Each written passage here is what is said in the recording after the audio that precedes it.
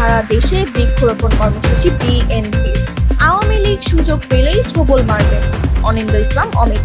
সমগ্র বিশ্ব সংকটে ফেলছেন না তো ট্রাম্প। খুলনায় 12 প্রতিষ্ঠানকে জরিমানা করেছে ভোক্তা অধিকার সংরক্ষণ অধিদপ্তর। টেস্ট চ্যাম্পিয়নশিপের পরবর্তী 3 ফাইনালও অনুষ্ঠিত হবে ইংল্যান্ডে। শুনছিলেন শিরোনাম, এবার থাকছে বিস্তারিত।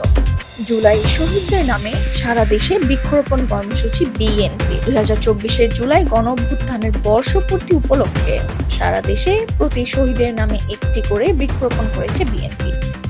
রোববার 20 জুলাই রাজধানীর জিয়া উদ্যানে নিম গাছ রোপণ করেন বিএনপির মহাসচিব মির্জা ফখরুল ইসলাম আলমগীর। গণঅভ্যুত্থানের বর্ষপূর্তি উপলক্ষে সারা দেশে বিএনপি 36 দিনব্যাপী নানা কর্মসূচি গ্রহণ করেছে। তারই অংশ হিসেবে সবুজে পল্লবে স্মৃতিতে অম্লান স্লোগানে জুলাই শহীদদের নামে দেশব্যাপী 10 লাখ নিম গাছ রোপণের কর্মসূচি পালন করা হয়েছে।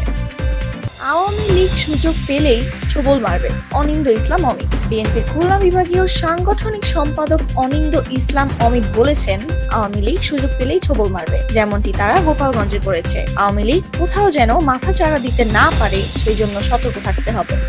রোববার 20 জুলাই দুপুর যশোর শিল্পকলা একাডেমিতে অনুষ্ঠিত যশোর সদর উপজেলা যুবদলের জরুরি সভায় প্রধান অতিথির বক্তব্যে তিনি এই কথা বলেছেন। খুলনায় 12টি প্রতিষ্ঠানকে জরিমানা করেছে ভোক্তা অধিকার সংরক্ষণ অধিদপ্তর। নিত্য প্রয়োজনীয় পণ্যের বাজারে শৃঙ্খলা ফেরাতে খুলনা বিভাগে একযোগে অভিযান চালিয়েছে জাতীয় ভোক্তা অধিকার সংরক্ষণ অধিদপ্তর। রোববার 20 জুলাই অধিদপ্তরের খুলনা বিভাগীয় কার্যালয় সহ 7টি জেলার বিভিন্ন বাজারে একযোগে অভিযান পরিচালিত হয়। এ সময় 12টি প্রতিষ্ঠানকে জরিমানা করা হয়। অভিযান চলাকালে সংশ্লিষ্ট ব্যবসায়ীদের সতর্ক করা হয় এবং বাজারে ন্যায্য মূল্য নিশ্চিতে নিয়মিত তদারকির আশ্বাস দেওয়া হয়। জনস্বার্থে এ ধরনের অভিযান অব্যাহত থাকবে বলে জানিয়েছে জাতীয় ভোক্তা অধিকার সংরক্ষণ অধিদপ্তর।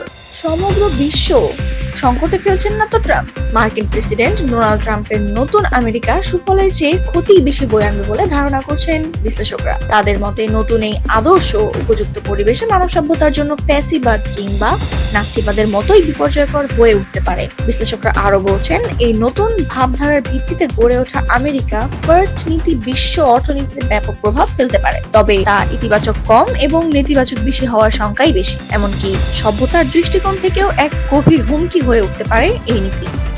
টেস্ট চ্যাম্পিয়নশিপের পরবর্তী 3 ফাইনালও অনুষ্ঠিত হবে ইংল্যান্ডে। আইসিসি টেস্ট চ্যাম্পিয়নশিপের প্রথম 3 আসরের ফাইনাল অনুষ্ঠিত হয়েছে ইংল্যান্ডে। শুধু তাই নয়, আগামী 3 চক্রের শিরোপা নির্ধারণী ম্যাচ হবে ইংল্যান্ডেই। সিঙ্গাপুরে অনুষ্ঠিত আইসিসির কার্যনির্বাহী কমিটির সভায় নতুন এই সিদ্ধান্ত নেওয়া হয়েছে। ইংল্যান্ডেই আরো 3টি ফাইনাল হওয়ার পেছনে ইসিবির সফলভাবে সাম্প্রতিক ফাইনালগুলো আয়োজনের কথা বলেছে বিশ্ব ক্রিকেটের নিয়ন্ত্রক সংস্থা। এদিকে টেস্ট চ্যাম্পিয়নশিপের আগামী 3 আসরের ফাইনাল আয়োজনের দায়িত্ব পেয়ে ভীষণ খুশি ইসিবির প্রধান নির্বাহী রিচার্ড গুড।